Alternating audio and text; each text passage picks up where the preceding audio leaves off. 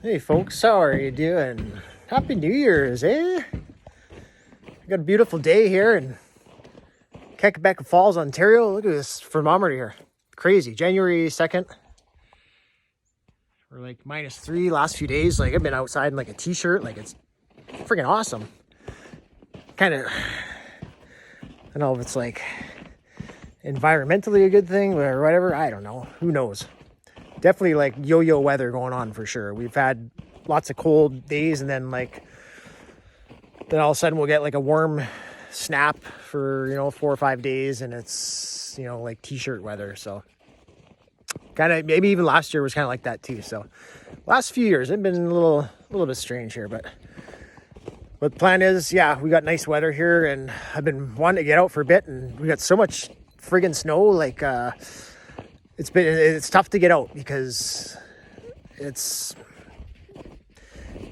dropping trees in snow it's kind of sketchy stuff, right? So like you want good mobility in case something, you got to get out and you never know what can happen, right? You kind of need to be able to move fast. If widowmakers or dead branches are flinging around, whatever, like you kind of got to move quick. So you got to be careful with it. But I mean, 6 months a year, winter, like you gotta get to it. You just gotta deal with it. So we're down in the wood yard here. I'll show you like my logs are.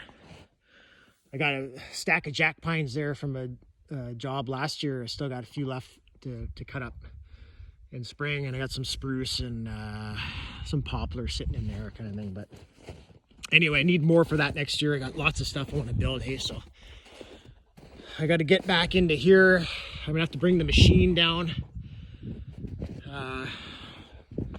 I got a good probably couple feet of snow down here, and stuff's buried, and it's a tight spot. It's not an easy spot to work, so I got to clear all this out through here so I can drag the logs out. Here's my mill buried. Yeah, that won't be moving until spring. I'm hoping to maybe get this nice spruce back in there. I got that one and maybe these couple over here too. I get a few boards off of those, and I'm going to be thinning out this area a bit. I want to hopefully eventually build a shop back in there, so that's the plan. So, but yeah, there's lots of clearing, even over here too. I want to clear this out, make the wood yard a little bit bigger, right? So I can store more wood and firewood and whatnot. So that's the plan. So yeah, all this wood's going to be used up, firewood and lumber too. So right. Oh, well, let's get suited up and get to her.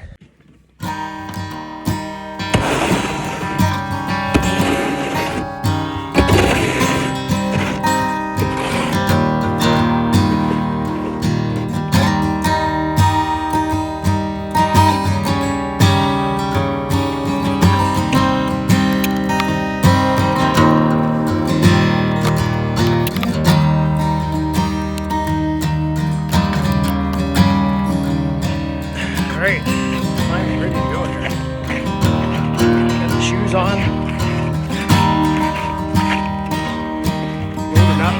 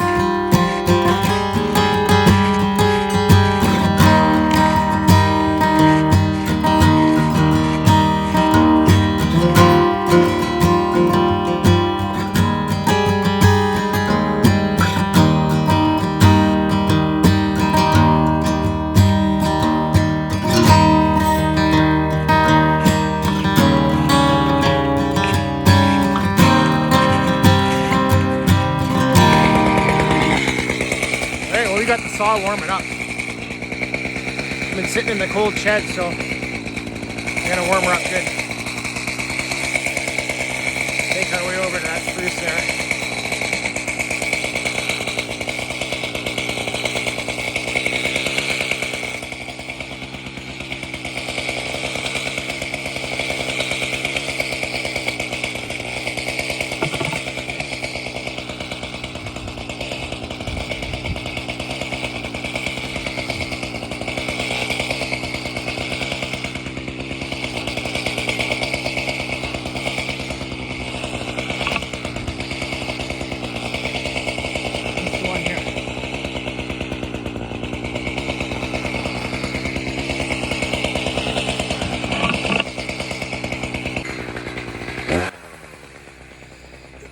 Hey folks, I'm just gonna interject here, and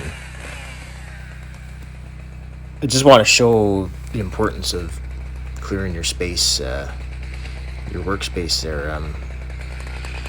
It's super important.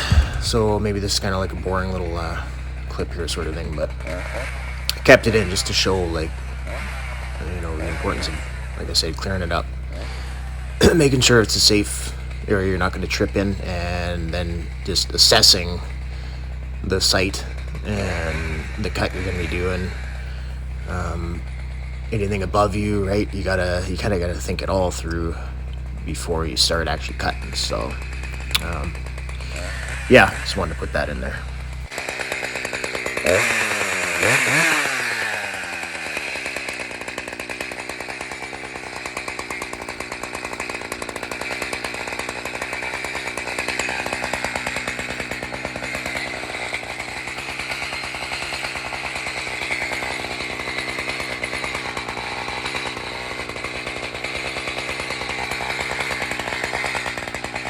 Hey folks, so we got the tree area prepped up here. I got it all packed down the snow here. Got it nice and clean around the base, right? You don't want to be tripping, getting snagged up, getting stuck, right? Limbs are lifted up here. I got lots of space. So we want this to drop. I mean, it's pretty densely branched, but I mean, it's no problem getting it over here. I want to get it, like, I'm going to try to get it right here. And but it's not all straightforward. Like, we're clear over here, we're good. You look up, I don't see any like widowmakers, any stuff hanging, except right here we got these 3 skinny little dead poplars here that are tangled right up in these branches. And then we got this balsam fir here that's snapped about 4 feet up off the ground there, and it's sticking right in there. Like, it's tangled in there hard. So I'm not too concerned about this stuff. Like, it's so in there that, and this is a big tree, those are locked in there, and when this tree goes down, you should pull all that stuff right out towards the lay with it. Looking at it, that looks like what's gonna happen. So let's get cutting her. One more I want to mention too, and I got so we're going right out here with the stuff that's hanging up here and whatnot. I trampled out a path basically straight out the back here. So that's where I'm going. Once this tree starts towards its lay, I'm darting down that path there. And I'm watching, looking up, but I'll be well enough away where nothing's gonna be touching me.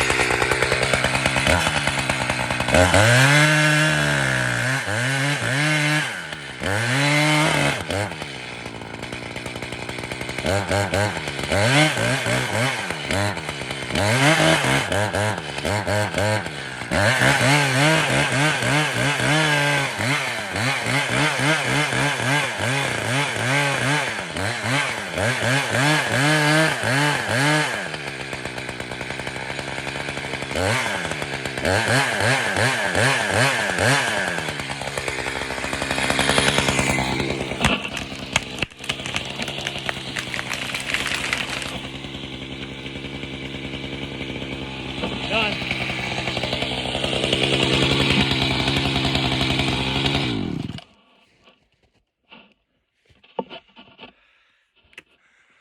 There she is. Nice big girl.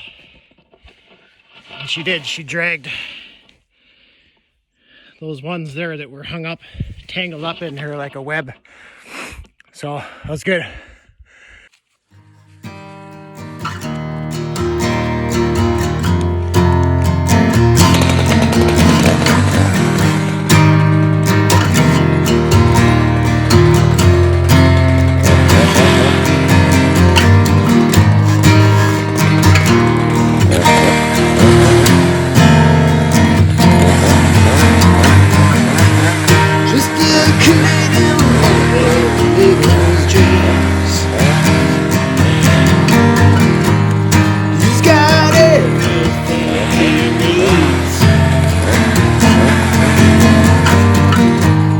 Living on the coast with his gal. Got his dogs, he's got his chicken too.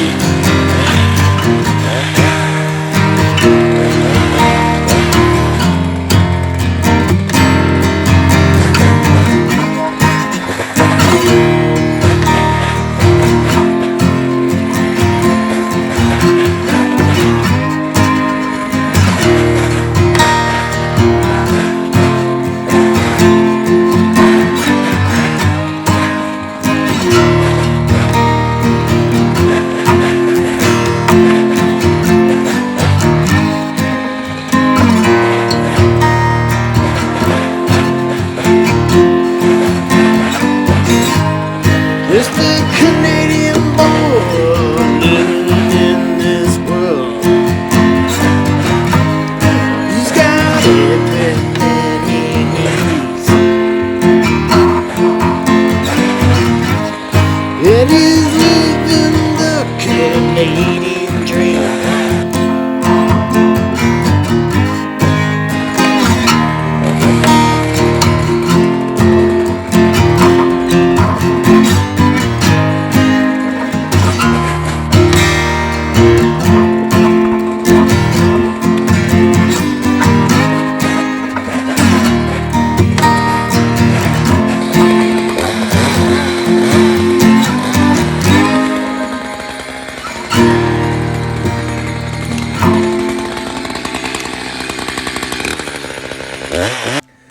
Oh, got her all limbed up here. So she looks good. Get some nice boards out of this for sure. You can see I was sinking a bunch here after I took my snowshoes off a little bit, but the cool part is too, you can use the branches as stability too, almost kind of like snowshoes. So it's kind of what you do. Like this, the snowshoes you're stable, but you can get hung up in the branches and twigs and stuff, eh? So overall, I think it's still easier with snowshoes on, even when the branches are on the ground, but it depends. So anyway, we got a few boards out of this here, so that's good. I forgot my tape measure, so I got to grab that. I'm gonna get see what kind of lengths I'm gonna do out of it and get those severed off.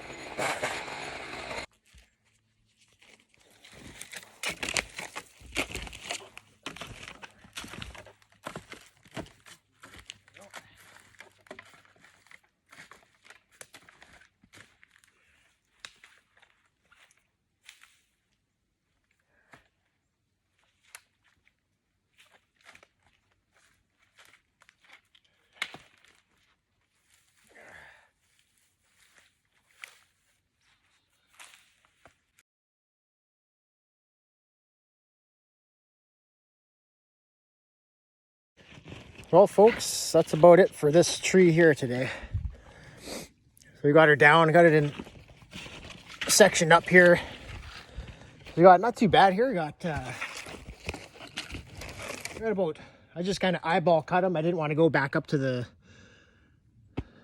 house way up the hill there just to get my tape, so just eyeballed. I tried for about a 10-footer here, nice piece. I got another 10 here, and then an 8. I did an 8 chunk there, and then that last one there, I think I got it so far is at about a 8 foot, another 8. So yeah, two 8 foots. This one's probably actually a little bit longer than 8 here. 2 8 foots and 2 10s there, and then